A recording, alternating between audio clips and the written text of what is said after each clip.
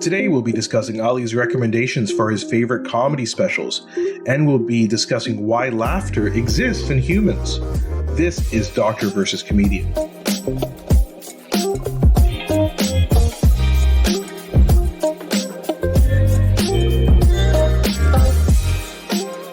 I'm Dr. Asif Doja, and this is the Doctor of Laughs.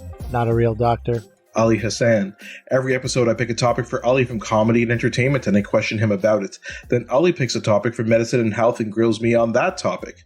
Today, to generate a bit of laughter in 2022, Ali will be giving his recommendations for his favorite comedy specials. Then we'll discuss the biological basis of how and why we developed laughter as humans. All right, yeah, so right away I have to say, when you say favorite comedy specials, it is a little bit like picking your favorite child or your favorite meal. You know, these things are changing all the time. But you do have a favorite out of your 4 children, right? I do, but it's also changing at all times. Whichever one says, Papa, congratulations on your role on Run the Burbs. That's my favorite. And then the next person, then we have dinner. And Papa, I found dinner delicious. All right, now you're my favorite. To be honest, it's always my youngest saying all those things for now. We'll see how it all goes.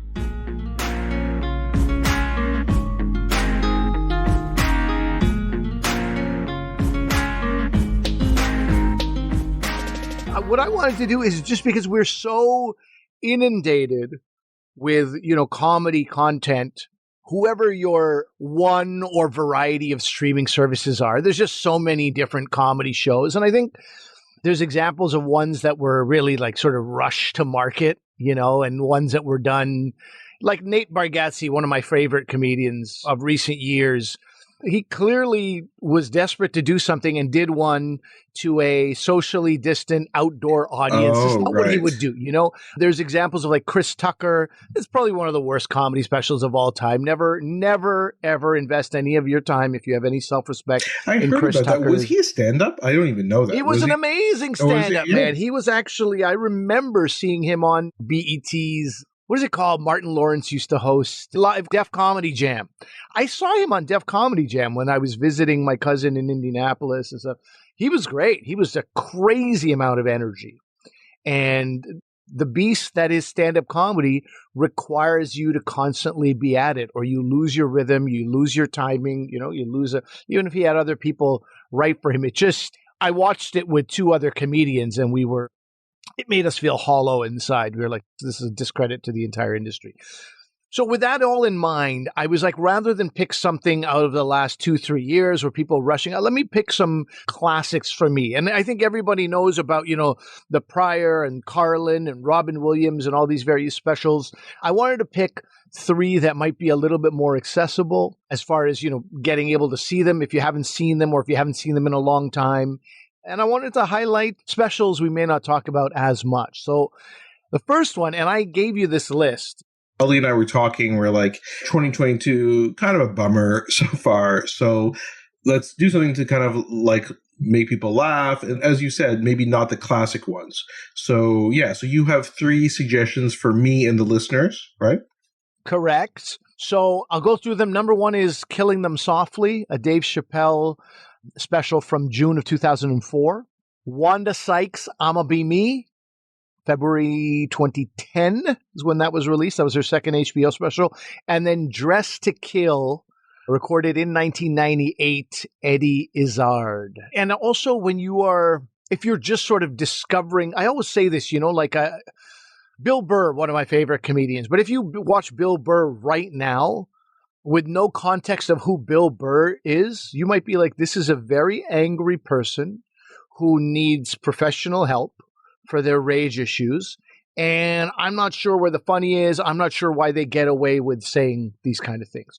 But to watch the development of Bill Burr and to see him over the years gives me a different eye on Bill Burr than other people will have, a different understanding of who the person is. Now, that's a lot to expect of somebody. If I go watch Bill Burr, but listen, go back 8 specials, watch his Comedy Central half hour from 2003 first before you make sure, like crazy. It's ridiculous to ask that of people, but this is the reality. Like, people don't exist in a bubble. They're a progression of who they are. Okay, so Ali, we got those 3 comedy specials perfect. So myself and the listeners are going to pause the podcast right now, and I'm going to watch all those, and I'll get back to you, and we can talk about them. Okay.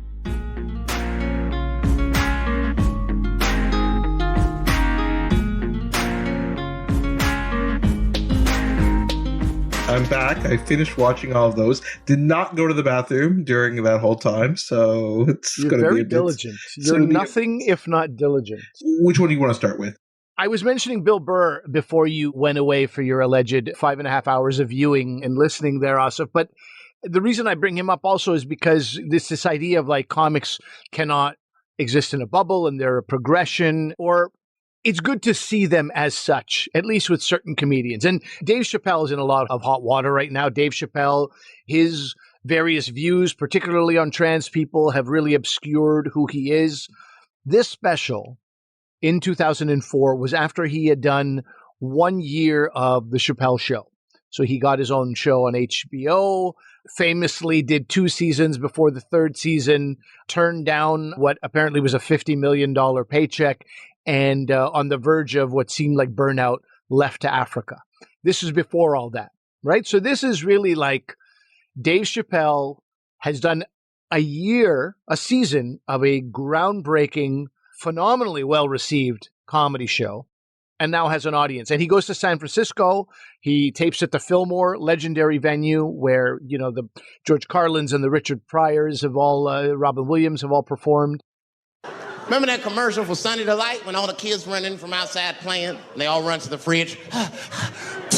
All right, I got some purple stuff, some Sunny D. As soon as you say Sunny D, all the kids go, yeah!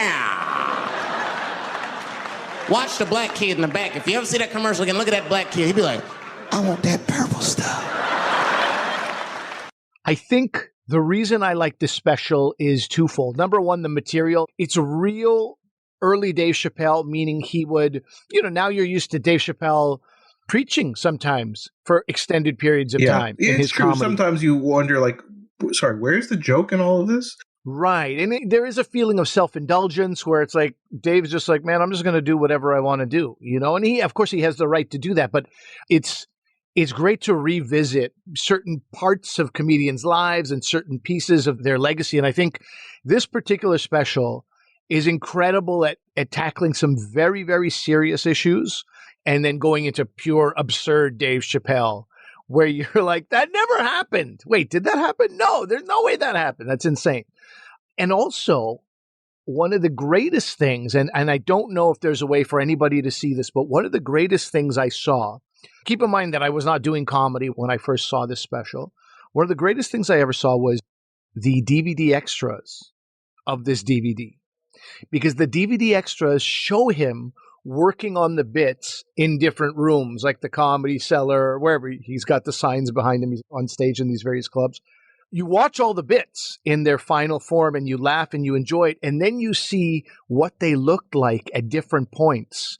And it's incredible. And I've rewatched this since I became a comedian. And again, even as a comedian, you forget. You're like, oh my God, of course. He is a genius, but he also, like every comedian, needs to work things out, needs to figure it out, needs to sort of build and craft and mold, and to see it in some cases in its infancy or not completely done, and then to hear the final product, you're like, wow, he's a craftsman, right? He's truly a craftsman. And I really love that part. If there's any way people can see that, I would highly encourage it. But before I go on about some of the bits, tell me what your thoughts were on the special.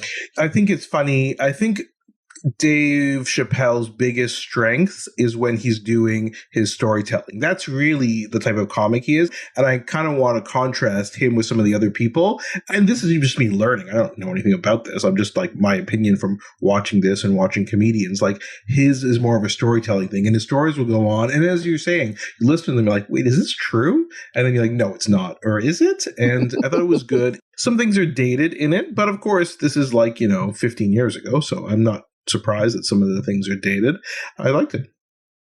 I think that two of the greatest bits from this special, and for me, great bits are the ones that stay with you. Stuff that Chris Rock said 20 years ago or however long ago Bring the Pain was.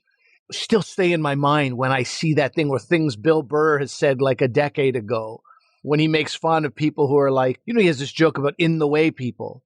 We just keep creating more in the way people. And then he talks about people are like, oh, this neighborhood, it's really exploding. It's really exploding, this neighborhood. And he goes, no, it's not exploding. People are having sex and they're creating more in the way people. So every time somebody talks about a neighborhood, like, oh, this neighborhood is, I'm like, just more in the way people. And I can never stop thinking about that. So there's two bits from here. The one that I really think about, maybe even way too often, is this idea about celebrity culture and celebrity worship. And Dave Chapelle talks about, like, I have no idea why people listen to celebrities. And he's remembering about around 9/11, when MTV was like, this terrible tragedy that's happened. We've got Ja Rule on the line to share his thoughts. And he goes, man, who the hell cares what Ja Rule thinks at a time like this? I might have some questions, or I might want some answers that Ja Rule might not have right now. I never wake up after something goes bad. Somebody find Ja to make sense of it all. So poor Ja took quite a hit for all of this. And I felt sorry for Ja Rule for a few years there, but I no longer do. I watched the Fire Festival documentary, and Ja Rule can suck an egg. But all that aside, it's really about, so every single time I see somebody being interviewed, I'm like, why are they interviewing them about that? Who cares what Ja Rule thinks at a time like this? It's become this thing. And to the point where, as we discussed on this show, there was that terrible tragedy in London, Ontario, a few months ago in 2021, with this family in London, Muslim family, was sort of mowed down by somebody in their car. And the CBC was like, we'd like to have you come on and talk about it. And even I was like, who cares what Ja Rule thinks at a time like this? I had that in my mind. Like, I don't want people to be like, why is Ali Hassan commenting about, I'm not from London, my family, it's not my family, it's not, what connection do I have to this? And I needed to be connected. So that Ja Rule thing is really a big part of the way I think and I approach life. The other joke from this special, which I think is truly underlines Dave Chappelle's genius as a writer and a thinker and a performer. He's talking about this joke. He's talking about R. Kelly. If you don't know about the R. Kelly trial, either, congratulations, you live a great life, or you've really been sort of sleeping on this intentionally. But I encourage you to look up Jim DeRogatis. Jim DeRogatis, for over a decade, documented, a journalist who documented the R. Kelly trial. In any case, he's talking about R. Kelly. And he starts by talking about how they are taking our black heroes away from us. They're taking our black celebrities down. R. Kelly Michael Jackson comes up. I don't know what Mike Tyson comes up. But then he goes to, R. Kelly, known for sort of, videotaped urinating on these women. And he said, I don't think people are asking the right question. The question isn't, why did R. Kelly do that to a 15-year-old? The question is, how old is 15 really? And if you look up how old is 15 really, Dave Chappelle, you'll see this bit. And he talks about something that's very, very deep. He talks about something that's now known as, or became known as, missing white girl syndrome, right? He talks about, like, when this girl, Elizabeth Smart, was kidnapped in Utah, it was huge, and everybody knew Elizabeth Smart's name. Then he goes on to compare that to the media coverage of this young child, Erica Pratt, black girl who was kidnapped. It looks at the difference, and it's a huge, huge issue. And I wouldn't say many comedians. Some comedians have talked about it. Patrice O'Neill is another comedian who's discussed it. But it's a very, very big issue. It touches on a very broad subject about kind of this, white supremacist message that pervades media. Like, things are more important when they happen to white people. I think white supremacist people might think, oh, you mean like the Proud Boys and stuff like that. What you mean is the primacy of coverage of white people in the media, and black people, well, and people might be saying, well, what did that 7-year-old girl do to get kidnapped? Whereas they may not be saying that with the white people. And this is the whole thing that he's kind of getting at with this. He is, and I should mention, he makes it hilarious.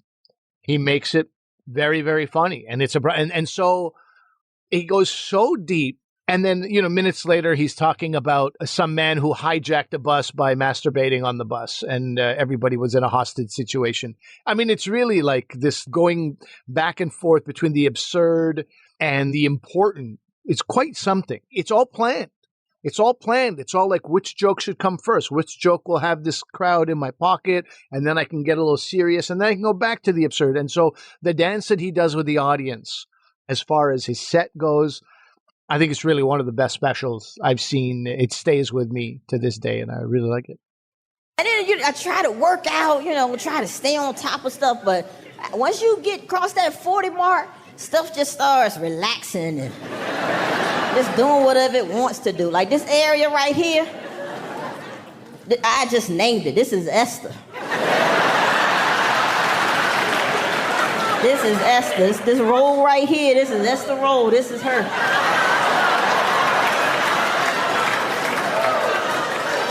Esther is a beast. Loves bread and alcohol. Why don't we talk next about Wanda Sykes and her special, I'm a Be Me. I don't know if people know a lot about Wanda Sykes. She's a hilarious entertainer. I don't know if people have seen her. She was a writer on the Chris Rock show. Emmy Award winning. Yeah, she was in the writing room when they won, I think, for best writing in a sitcom. She's been on Curb Your Enthusiasm. She's been on Blackish. She plays one of Dre's bosses from time to time. And she has this new show, which I haven't seen yet, called The Upshaws, which is on Netflix. It's Kim Fields and Mike Epps. And she's been in lots of dramas as well. She was the comedian on the White House Correspondents' Dinner in 2009 for Obama. She talks about that in the special, actually, about how she was asked to do that. And I won't spoil the joke for if you guys haven't seen it yet, but what they asked her to not say when she's on it. But it's pretty funny. She's great, openly out, lesbian, comedian. Tell us about this special. Why'd you pick this one? You don't want to talk about when she was on CBS's The New Adventures of Old Christine, huh? You didn't like that? I basically like anything that Julia Louis-Dreyfus does. So it was a good show. It was a good show. Now, here's the thing. This is a very tough to find special. You can go on YouTube and watch clips of it, and that's almost recommendable because it really gets to the heart of some good stuff. And it's many things. Overall, it's just a very entertaining special. She goes in on America, right? She talks about the mess that is America, even though she's in the Obama years, even though, President Obama has gotten her to, or let's say he's attended her specials. He's been in the audience. The Obamas are big fans of hers. But this special tackles a lot of the mess of America that was still there under the Obamas. Education system, healthcare, undocumented workers. She talks about gay versus black, which I think is a very funny bit. The reviews on this special are that some of it feels like it's recycled material. Some of it feels like a well-worn territory. But I think this is about watching somebody who is a masterful entertainer, a masterful orator and storyteller, great joke writer, and so good in the performance. The Michelle Obama joke that she has, that act out is really something special. It's really, really great when she talks about how, when will we see the real Michelle Obama? And she's like, you know what they're talking about. And I think that you can look up. A tough special to find, as I say, but anything you find from Wanda Sykes, I think it's worth looking into. Incredible. She's a brilliant person. She had like top security level clearance. She worked in Washington with the government and left a very well-paying job. Yeah, she used to work for the NSA, I think. The NSA. And so she left that to become a comedian. So, sometimes when she's doing basic jokes, it's like she's probably dumbing that down for the audience. She jokes about how Americans we're very dumb people. These are the various things we require just to understand things. But in general, I think she's a phenomenal performer. And any Wanda Sykes special, Not Normal is another great one, more available, is a good one to watch. And I think she's somebody who should absolutely be celebrated. I think one thing with Wanda Sykes is she has, again, I'm trying to not that I'm going to become a stand-up comedian, but I'm trying to learn from these ones. And again, I'm trying to figure out, why did you pick these ones?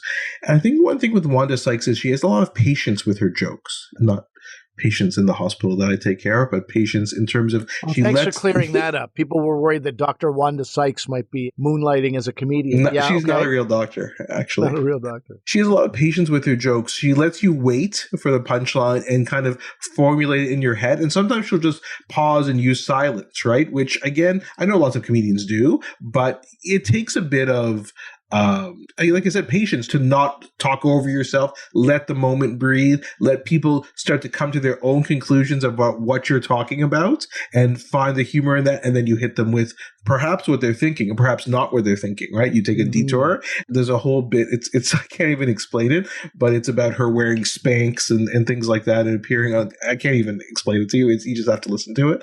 But just, she lets people sit in this absurd thing of parts of her body under the Spanx being anthropomorphized. Is that how you say it? I don't know. But like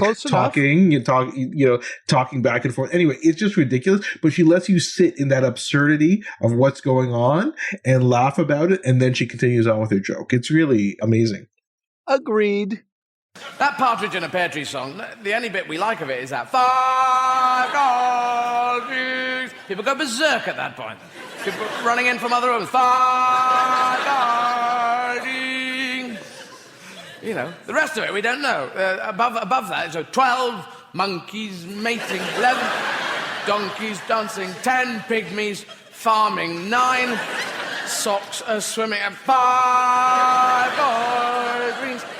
I picked these specials because I think we've seen the straight white men, dude. We all know about the straight white men. And I think that's why I picked Chapelle and wanted to talk about that joke too. You know, it's very serious to talk about this missing white girl syndrome. But there's also the offshoot, or if you want to call it the corollary of that, is that we will naturally be shown more white male comedians specials over the years. So I wanted to show something a little bit different and highlight some other talent. And, you know, Wanda as a queer Black woman, I thought it was a good special. But then that is also why I think this special, which is one of the most brilliant specials I've ever seen in my life, watched it once before I was a comedian and once again since, Dressed to Kill, Eddie Izzard. Now, this again was in San Francisco. She recorded it in San Fran, and that says something about San Fran, that both Dave Chapelle and Eddie Izzard would want to record there.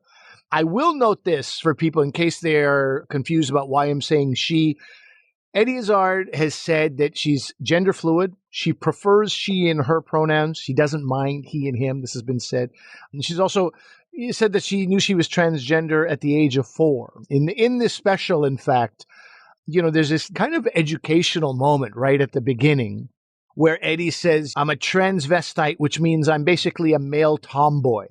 I'm not a drag queen. Gay men have got that covered. I'm a male lesbian is what it is, right? So there's, as they say in public radio, a lot to unpack there. But I think it was a good education for some people. And I think it is. And you have to remember, this is 1998, 1999. I'll never stop remembering that. One of the first openly out there trans people was Eddie Izzard. It forms part of the comedy show, but not the whole thing. And what I'm amazed at, this is a 2-hour comedy special, and it's just joke after joke. It is, I mean, it's unbelievable. This is the whole thing. 1998, and she comes out, you know, in kind of a Asian wrap kimono style. I don't know exactly what that outfit would be called. Makeup is on, heels are on.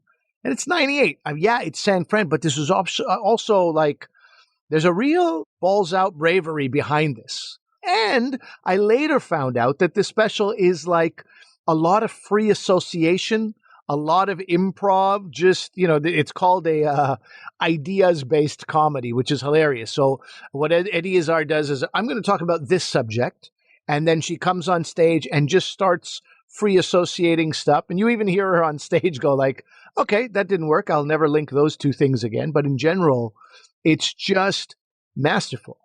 So I want to ask you a bit about this. We can go into some more specifics of the special in a second, but I've heard it described as stream of consciousness as well, yes. Which it is, but stream of consciousness makes you think like it's some pretentious novelist just like writing whatever makes no sense, and you kind of roll your eyes and put the book aside and don't pick it up again. But that's not what's going on here. It all makes sense. It all ties together. But I was wondering like how much of that is planned, because I know some comedians have a persona like this where it seems to be all stream of consciousness and really quick jokes and back and forth, but there's a lot of planning that goes on. The popular comparison would be maybe a Robin Williams. This is not as quick and as like hyperactive, like ADHD style as Robin Williams. Not as at much all. Cocaine in Eddie Izzard's system, I imagine. Yes. Yeah. So I don't know. So it's hard for me to know, like, how much of this is planned out, how much of it is not. And I don't know if you have any insight into that, or maybe we'll never know, or it just depends on the comedian. Some of them, everything is planned out to a T. It's very loosely planned out. I have some friends who are not comedians who are Eddie Izzard, what do you call them? Super fans, stans, right? And they have said going to see an Eddie Izzard show is a bit of a crapshoot. Oh. It's 70% of the time it is phenomenal and your mind is blown and you're like, what did we just see? And 30% of the time it's like, it was okay. Because on stage, Eddie is trying to often find what is the funny in this in that moment. Having seen that live with certain comedians, I think of Sean Cullen, who's a great Canadian comedian. Having watched Sean Cullen's mind, he's been compared to sort of like an eagle or some predatory bird. I don't know if an eagle is a predatory bird. Circling. Okay. Yeah. Is that the right term? I don't know. Predatory. He circles and bird of prey. There you go. Of course. So he circles and circles and circles. And then once he finds the meat, dives in. So while the circling's happening, you're just sort of like, what is happening right now? This is not particularly funny. It's kind of funny because he's still a gifted comedian, but it's like, what's going on? And then as soon as he finds his thing, he dives in and makes a meal out of it like you can't imagine. And you're like, oh, that was all worth it. Whereas some people, like, you wait so long, like, not really worth it in the end. So I've seen comedians do this kind of stuff. I've seen comedians really make something incredible out of nothing. And so I know it's possible. I know it exists. It's not something I can do for 2 hours, certainly. Maybe something I can do for about 5 minutes. I know that level of genius exists, but to see it and know about it is absolutely incredible. There's two things I want to say about this special. Number one, it's biting political, socio-political satire, right? In 1998, she is talking about, first of all, she's roasting two Americans, and getting applauded for it. She's dismantling ideas about Islamic jihad, the very practice of singing an anthem or pledging allegiance to anthems and queens, and the colonization of the indigenous. It's really like tackling some very heavy subjects and putting up the mirror to these subjects in the most hysterical way. That's the first thing. Secondly, and this is very notable to me, especially when I watch this now, the use and the non-use of accents. So you'll notice when Eddie talks about the British landing in India and saying like, we've discovered this place. He's like showing them walk around. He goes, there's nobody here. We've discovered this place. And, excuse me, walking around and above people, to get around and put play. And then when the Indian person talks, it's the exact same British voice. Excuse me, we actually live here. There's 500 million of us. Well, do you have a flag? No, you don't have a flag? Well, we have a flag. So this is ours. The same thing goes for when he's talking about indigenous people. There's no attempt at an accent or anything. And then the first time you hear her do an accent is when she's talking about the mob, but she's not really talking about the mob. She's just talking about like how people would be greeted by like a Sopranos character. And so she does that voice. And it's really, really interesting to me. Even at one point she's talking about this European, German European character, and she says, "Eine Minuten bitte, ich habe einen kleinen Problemo avec dis religiono." She says, "Oh, he was from everywhere." Yeah. So it's like I don't know. It struck me, and I might be making too much of a meal out of this, but being from a community that is marginalized or persecuted in some way, the trans community, I think she herself is very, very careful. I never saw this in an interview. I never saw her talk about this, but I just believe this to be the case, that she's obviously a gifted impressionist, right? Impersonator. But she chooses who to impersonate very, very carefully. And I think that's because of her own background. And I think I never picked up on it years ago when I watched this, and I picked up on it recently, and I thought it was particularly commendable. It's really great. You don't want to hammer home ugly stereotypes about people. And I think Eddie Izzard does a great job at managing that. One absolutely amazing thing, it happens at the end of this special. The special also builds and builds, and the last two jokes or bits are just absolutely amazing. Like, I laughed out loud. But the very last bit has her talking about French and learning these unusual phrases in French and then having to use those in real life conversation, which is a bit of a hacky joke. But well-worn material. Absolutely. But the way that she does it is unbelievable, because the last, I would say, 10 minutes of the special are all in French to an audience in San Francisco who are not native French speakers for the most part, unlike in Canada, where you might have some pockets, obviously in Quebec and elsewhere, of people who speak French. And there, people laugh all the way through this French. And the French isn't like sophisticated French or anything like that. So, in other words, people can understand. No, but she is a French speaker. Eddie Izzard performs in French. We'll do comedy in French. Eddie Izzard learns other languages and does stand-up, which is amazing. And the fact that you get so many laughs and it just keeps building and building, even though you're speaking a completely different language, I've never seen anything like it. Even if I know it's a 2-hour special, if you can't watch the whole thing, like I said, the last 10 or 15 minutes, so good. You should definitely check that out. I'd say the first half an hour or the first 35 minutes are to be watched for sure, if you're short for time, and then the last 2 bits. But really, in itself, understanding what genius you're watching in this special and appreciating it, it's worth watching the whole. And one quick shout out to another one of Eddie Izzard's bits it was from the next comedy special that she did. There's a whole bit about Darth Vader going. So there's these mini skits just that she'll do playing both voices. It's about Darth Vader going to the Death Star cafeteria and trying to order food there, and the trays are wet, which is so that's the joke. That's a small joke, right? How trays are always wet in the cafeteria. What someone did years ago is they put, maybe 7 years ago, they put little Lego Star Wars characters as stop motion. And so they're acting out this bit. And it's a couple of minutes. But that's actually how I first heard about Eddie Izzard. Oh, you're joking. Okay, that's great. Yeah, I was watching that and discovered the other stuff too. So anyway, so that's just a little shout out for the next comedy special.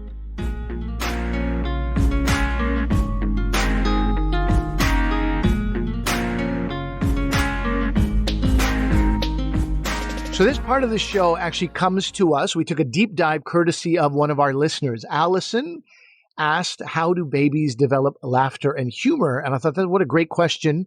So if you're a pediatric neurologist, also you're humorless. So the two things there's a nice little symmetry there. Synergy. It lit some curiosity for me as well about other questions I have about laughter in kids and in adults. But let's start with Allison's question. How do babies develop laughter and humor? Okay, so laughter and humor and smiling, that's all kind of ingrained to occur in humans. We could talk maybe a little bit why, from an evolutionary standpoint, that actually occurred, but it definitely occurs in babies. So they start to smile around 5 weeks of age. So just so you know, babies make eye contact or can see about 12 inches from their face by around 5 or 6 weeks or so. Shortly after that, they're going to be developing smiling, because that 12 inches from their face is, you could think of a baby's breastfeeding and they look up, what will they see? About 12 inches away is their mother's face, right? So that's what they kind of fix on and look at that. And then they get this smiling, which a lot of people think is a reciprocal thing, because a baby will smile and then their parent will smile back. And then they kind of reinforces that loop of smiling, right?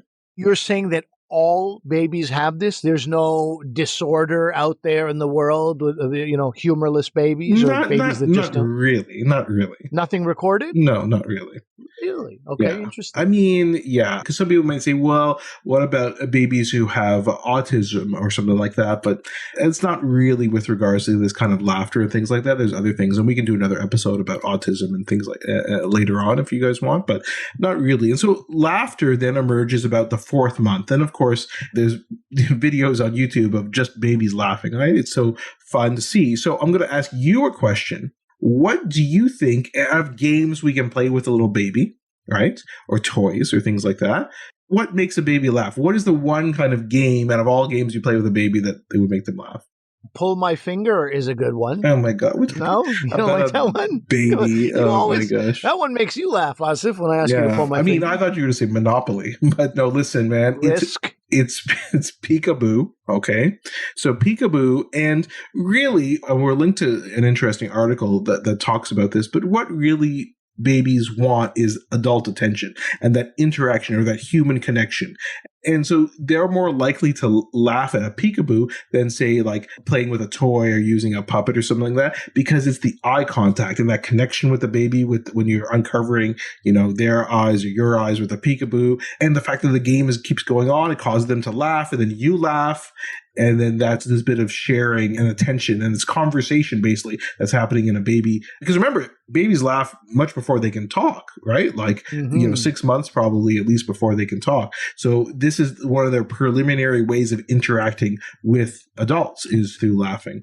I remember before my son could talk very early on, one of the greatest things I ever witnessed was my son is sleeping and I was like, Maz?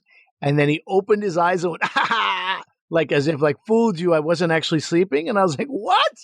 This guy, he's a comedy prodigy. This is unbelievable. And then, of course, he's not a comedy prodigy. He's a pretty serious kid. But it was one of the greatest moments. I was like, he's playing tricks with me. He's playing a prank on me. It's insane. Doesn't know a word. Doesn't know one word. And already I loved it. Well, it's interesting you say that because as children develop, so now they're infants, like a year or so, what they find funny is things that are like surprising. So that kind of surprise that they're causing with you, or you surprise them with something like a Jack-in-the-Box or toy or something like that, they find that funny.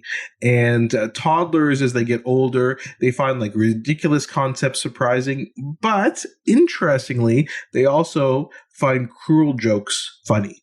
And that's why a toddler will sometimes do things like take a bowl of cereal and dump it on your head and things like that. You're like, what are you doing? But that kind of cruelty actually, because it boosts their self-assertiveness. And as they're trying to assert themselves at around that toddler years, like 2 years or so, they do that. And of course, they also find, Ali, something very funny that you do with your pull my finger lame joke. Toilet humor is also very funny to toddlers. I mean, that's your brand, really, right? That's my brand. I know my audience. I know my people. Still, the word butthole will have them rolling over. It's sad and amazing. Yeah.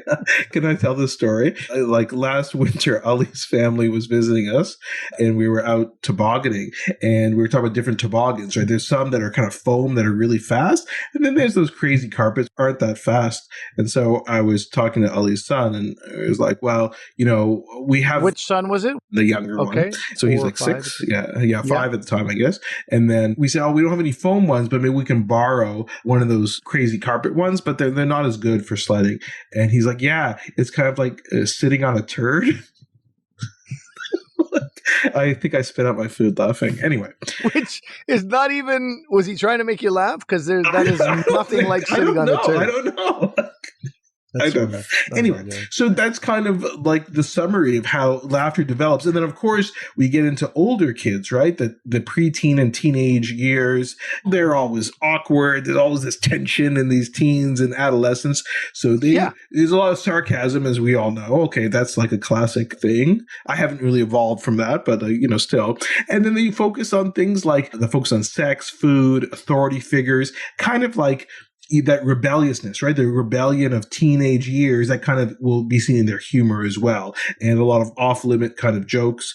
And of course, young people, as we talked about with that sarcasm kind of humor, they'll use humor to either protect themselves, right? Yeah. Oh, I'm self-conscious. I'm going to make a joke here, or to feel superior to others, which is bullying. But sometimes they'll use the guise of humor for that. So that's kind of this trajectory. And of course, once you're an adult, your humor is totally sophisticated and, no sarcasm, no mean jokes. Of course not. It's all in fact, to highlight the opposite point of what you're making, but you're just making it sarcastically, obviously, is one thing that always works. And I've talked about this on this podcast. One thing that works in the comedy room when you start making fun of somebody, like a nice haircut. Did your mom do that with a bowl? Whatever fun you want to make of somebody's clothes or appearance or look in general, people are on board, especially if it's a choice. Somebody had no choice in how they look, and that's different. But if somebody made a choice, like a haircut, like a fashion sense, fashion style. Man, if you can do that well as a comedian, you've got 10 minutes right there. If you can make fun of people in a way that allows them to retain maybe a shred of their dignity, and even that's not that important sometimes, the audience usually have the rest of the audience. Well, now everybody who listens to our podcast is going to go out like not on a comedy stage and just like insult people. Mock people. Oh, this is how I'm going to get friends. It's not. Okay, so we've covered how laughter develops as you get older. What areas of the brain does humor and laughter exist in? Do they exist in the same place? Yeah, that's interesting. And it's tough. As always, it's kind of complicated, right? Let's start with laughter. And there's a very, very good article from a journal, scientific journal called Brain. That's actually the name of the journal. Excellent journal. And so they have a very good review, which basically they review all the literature in the history of looking at this issue. So laughter depends on certain neural pathways. And very interestingly, the center for laughter is in an area called the brainstem, which is a very, very deep area in our brain. It's the back part of the brain that connects to the spinal cord. Spine, yeah. In other words, what maintains our level of consciousness is there. What regulates our breathing is in the brainstem. What regulates our eye movements is in the brainstem. So it's very, very basic area of the brain. But that's kind of where laughter, it's the final common pathway for laughter occurs in the brainstem, which is very interesting. Again, indicating that it's kind of evolutionary, something that's a very basic function.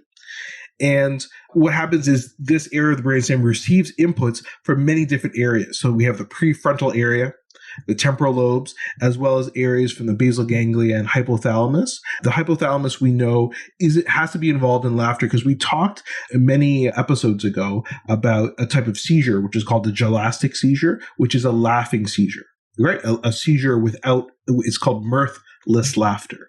Laughing without any obvious cause. And that we know is related to the hypothalamus and the temporal lobe. And so all these inputs come in, but the final pathway for which laughter is then expressed is in the brainstem. Just to be clear, it's very common that people will laugh when they're nervous and stuff like that. That's not what you're talking about. You're talking about laughter with no reason whatsoever. Correct. Yes, absolutely. Yeah, absolutely. Yeah, that's exactly. There's absolutely no reason for it. Okay. Not in a laughter yoga class. They just have no. You were saying it's complicated. I imagine it's because everybody's sense of humor is so kind of, unique to them. Yes, and the definition of what humor is different, right? Is it a pun? Is it a pratfall, right? Like all these things are different. So sometimes it's hard to get a common definition of that to then see, okay, what areas of the brain are involved. You're telling me that all babies have the ability to laugh, but then sense of humor would be a different situation, right? Is there a condition where you could be born without a sense of humor or lose your sense of humor at some point? Yeah, born without it, not really, but losing it, that has been shown. And the loss of function like this usually occurs because of strokes. So by looking at the scientific literature in strokes, we can see, okay, this area you've had a stroke in, and these people kind of lose their humor. So what they found when they looked at that is so most people who are right-handed, the left side of the brain is dominant. Okay, so it's crossed, it's opposite. Okay, so the left brain is dominant in right-handed people. Even in left-handed people, the left side of the brain is usually still dominant for whatever reason. So it's still the majority of those patients. When we're talking about lesions of the non-dominant hemisphere, we're talking about the right side of your brain. And they've seen people who've had lesions or strokes in this non-dominant right hemisphere. They have these abnormal responses to humor. They just don't laugh. They don't find it funny. They don't get the joke. And so it's thought that there's processes in your non-dominant right hemisphere. For most people, it's the right hemisphere that are required to comprehend humor. And they think it's probably more in the front because there are some studies where they looked at people who had these right frontal lobe lesions, so kind of underneath your forehead area, and they had difficulty distinguishing a non-humorous from a humorous cartoon. They couldn't figure out Family Circus versus The Far Side. I'm just joking. They're both. The Family Circus being the non-funny one, but I'm just, come on, that's harsh. The Family Circus. And they have less physical responses to things that should be funny. So definitely we know it's that right side, especially the right frontal lobe. Hard to know about any more than that. So from a animal and evolutionary perspective, certain animals can laugh. Why did we develop this as, from an evolutionary standpoint, as human beings? What benefit does it have? That's a really interesting question. So, first of all, we have to think of laughter as a social phenomenon. And that's kind of where these evolutionary biologists and sociologists and anthropologists have kind of looked at this. So, because people are 30 times more likely to laugh in a group than when alone, right? That's why when you go to a comedy show, right? The same comedy show, when you're there live versus watching it on tape, you might laugh differently, or seeing a funny movie, right? Like laughing out loud at a comedy movie at home is not that common, but in theater, it's more likely. And even children, we talked about children before, if they watch it, they're more likely to laugh at a cartoon if they're in a group and everybody else is laughing with them. So there's this social aspect to it. And in fact, they have, as you said, seen laughter type behavior in like the great apes. So it occurs in other species, as you said, as well. So they think that human laughter probably dates back to 10 to 16 million years ago. And what happens is laughter, they think, started from like a labored breathing. You could think a labored breathing is the precursor to laughter. And with play, when, we were less developed, like I'm not saying we were apes because that's not the way evolution works, but, our ancient ancestors, and with young mammals in this common ancestor, they may be tickling or having competitive games, and then they'd have this labored breathing associated with it. And that kind of evolved into this laughter. And then the idea is that it's this shared arousal response, right? So they think that this laughter, this heavy breathing, which turned into laughter, strengthens social bonds. And one thing they've likened it to is primates will do grooming on each other, right? They'll pick out bugs and eat them, like we've seen this on like National Geographic specials and things like that. Grooming is a very selfless behavior, right? What are you getting out of it other than this perhaps it's bug that you can eat? But really, you're doing it to somebody else. And there's no real need to do it, but it's a social kind of thing for these primates because it's generous, it's one-sided, and it's a sense of bonding. So the idea was over time, this laughter became a bonding kind of mechanism for primates and our primordial ancestors, and then to humans. I love the idea that labored breathing is where laughing came from. Are you in cardiac distress? No. I find something very funny. So on that note, does fake laughing have any benefit? From a sociological point of view or an evolutionary point of view, it probably does. We talked before in a previous episode about what was it? Yoga, laughter yoga? Yeah, how you imitate laughing, and that can have the same health benefits as real laughter, right? I think the idea there is that you eventually start laughing at how you're imitating laughing, and then everybody's laughing, and it just becomes funny too, right? So it becomes genuine laughing. But in the case of fake laughing, I know if somebody fake laughs at me, I don't feel good. But do they get some benefit? Well, let's talk about it from a societal point of view. But in fact, let's backtrack a bit because there's a very interesting neurologist who was involved in this. So this is a guy named Asif Doja? Close. No. His name is Guillaume Duchenne. Duchenne is very well known in neurology because he discovered a disease which has the initials MD. Do you know what I'm talking about? Muscular dystrophy? Yes, exactly. He's not just a pretty face, guys. So it's called Duchenne muscular dystrophy. So in fact, he's actually not the person who described it. It was described about 30 years before. But anyway, that's the name that's attached to it. We call it Duchenne muscular dystrophy, or DMD. But he was a very active neurologist, and he was involved in what are called nerve conduction studies, where we basically zap your nerves on your face or your arms or your legs. And he would go around kind of zapping people's faces. And he worked at an old woman's hospice. And so he tried a lot of these nerve conduction studies on these women. And when he stimulated the face, he could reproduce the smile that you get when you're laughing. Okay. But he noticed it's not perfect. It's like an imitation of laughter, because it's the muscles around the face, which are the zygomatic muscles that were involved when he would stimulate them. But when you really smile or laugh, it also involves your eyes, which involves the orbicularis oculi muscles, the muscles around your eyes. That's why the famous thing that people say is a real smile is worth a million words. No, a real smile is in the eyes, right? They smile with your eyes is what they always tell you, like smize. So smize, yeah. So And then that, of course, we're noticing that in the pandemic, right? People are smiling with their eyes more. And he says you cannot reproduce with any sort of electrical stimulation that smiling that and laughter that occurs naturally in the facial expression. You can't do that. So so the sociologists kind of grabbed onto that, and then they looked at this issue of this fake smiling and fake laughter, and they found even in primates, they will sometimes do a fake laughter as well. Even just like they do at your comedy shows, Ollie. They would. I'll tell you, I'm real crying right now. I'll tell you that. They would do this, and of course, we know that humans also do that too with fake laughter. Sometimes like people use fake laughter. Again, we talked about this before because they're uncomfortable or they're nervous. And there's some sociological studies where they just follow people around and just looked at the amount of laughter that they had. And quite a significant proportion of their laughter was not in response to anything funny. It's like the nervous laughter, the, oh, I'm insulting you laughter. I'm like, oh, it's so sad. I just know someone diagnosed with cancer.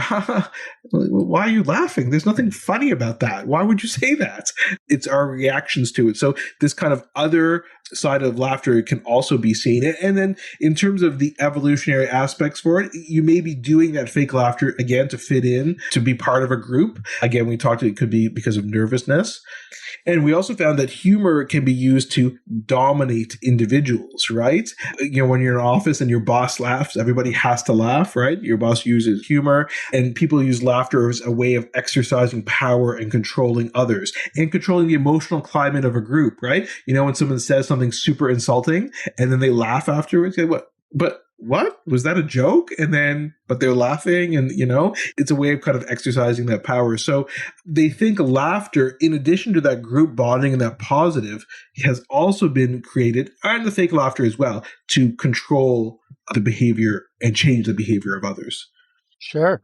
As comedians have seen that a lot of times where you do a corporate Christmas show and then nobody laughs until they see the boss laugh. And then they go, okay, it's okay to laugh. Really? And then you're like, well, that's all. Oh, yeah, for sure. They're like, I'm not sure if this is appropriate or not. And then, everybody's just watching their boss. Just people are pretty nervous at work very often.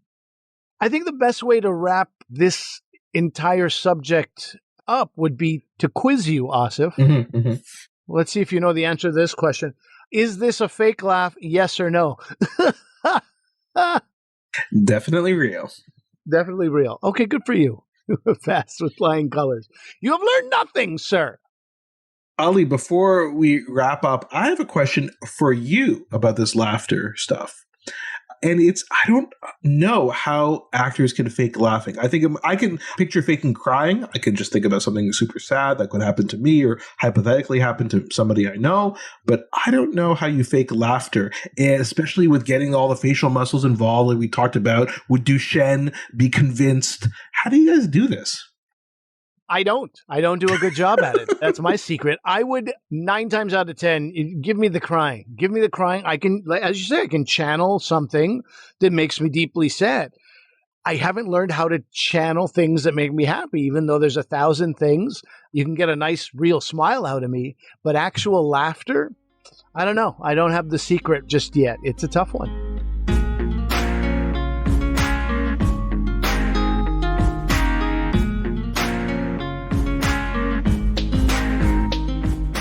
Okay, so that's our show for today. Hopefully you guys found the episode interesting. Just like Allison, be sure to reach out to us with any topic ideas you have. Reach out to us, Dr. V Comedian. We're on Twitter, Instagram, drvcomedian@gmail.com.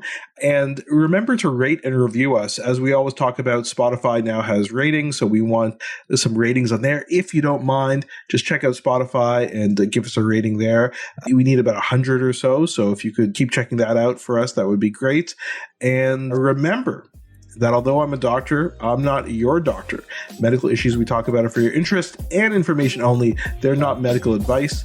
Please consult your medical professionals for actual medical advice. Thanks for listening. Thanks. Bye.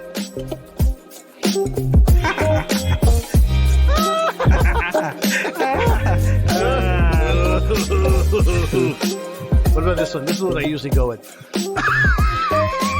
Well, that was pretty good. No, that's all I got. I have to wheeze for anybody to buy it.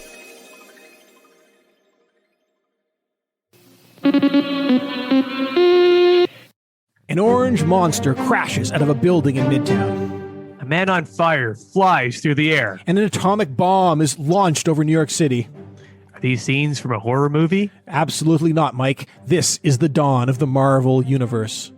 Now, how would a regular American citizen experience these world-shaking events? Well, that's what the premise of our show is, the Super Serious 616 podcast.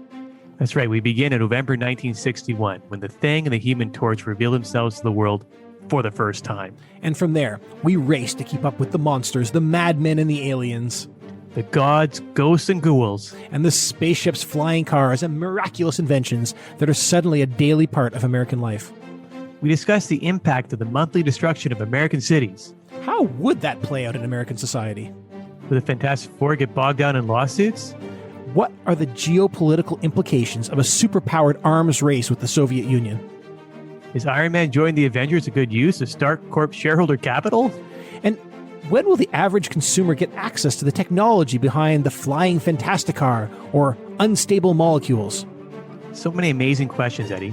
Now, for our podcast, we treat the month of release as a month the events actually take place. So we start with the Fantastic Four in November 1961.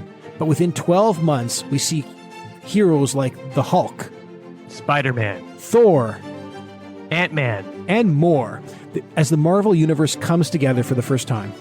Yeah, you got to remember, for a bystander in 1961, the world's going to change pretty quickly. There's going to be monsters attacking, aliens invading, and madmen scheming. And the costume heroes who we should, trust. This podcast is for anyone who dreamt of living in one of these worlds where strange, the fantastic, and the incredible are day-to-day events. You don't need to know much about Marvel Comics. Just, bring your sense of adventure and imagination. And your sense of logical reasoning. Of course. Now, if you love Marvel Comics, you're going to love Super Serious 616. And if you hate Marvel Comics, then you think they're ridiculous and unrealistic, then you too will love Super Serious 616. And we're kind of for everybody on this podcast. We are for everyone. And this is the last you're going to hear of Mike and Ed from 2021. The next episode is going to be a promotion for the show that was recorded back in October 1961.